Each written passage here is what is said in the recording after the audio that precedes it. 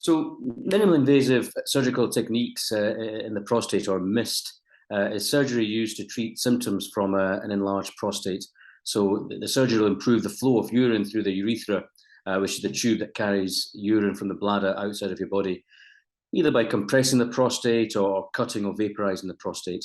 It can be done in different ways. There's no incision or cut in your skin as such, and we use the natural keyhole surgery. We do the operation through the urethra.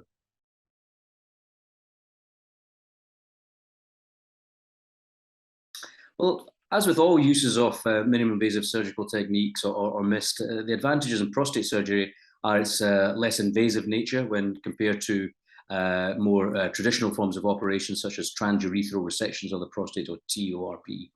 So it's potentially quicker. It shortens the recovery from a general anesthetic, and therefore can be carried out as a day case procedure rather than staying in hospital for 3 days. It can even be performed under a short local anesthetic, such as the urolift system, which is something I use. This makes it suitable for elderly patients who might not be deemed fit for a bigger procedure or a general anesthetic.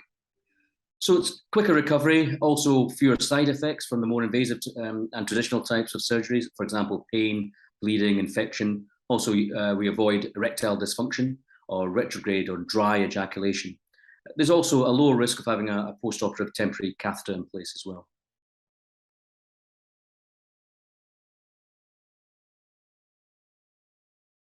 Well, the less invasive nature generally means it's less radical, and therefore the trade-off is possibly lower longevity. So there's a higher reoperation rate.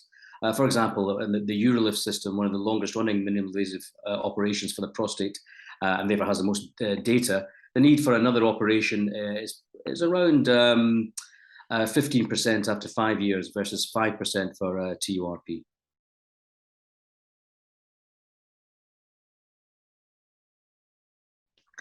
Well, for the majority of patients, yes. Elderly, as mentioned, and particularly younger patients who want to preserve sexual function and the common side effects of medication for prostate symptoms. Limiting factors can be the size of the prostate, so often these types of techniques are not suitable for very large prostates, as well as the shape or anatomy of the prostate, so that would need assessing.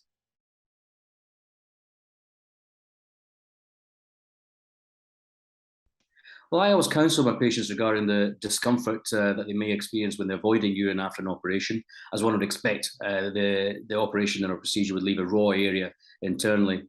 Also, bleeding, infection, and generally avoiding any heavy lifting, straining, gardening, strenuous activities such as cycling for a few weeks while things heal up.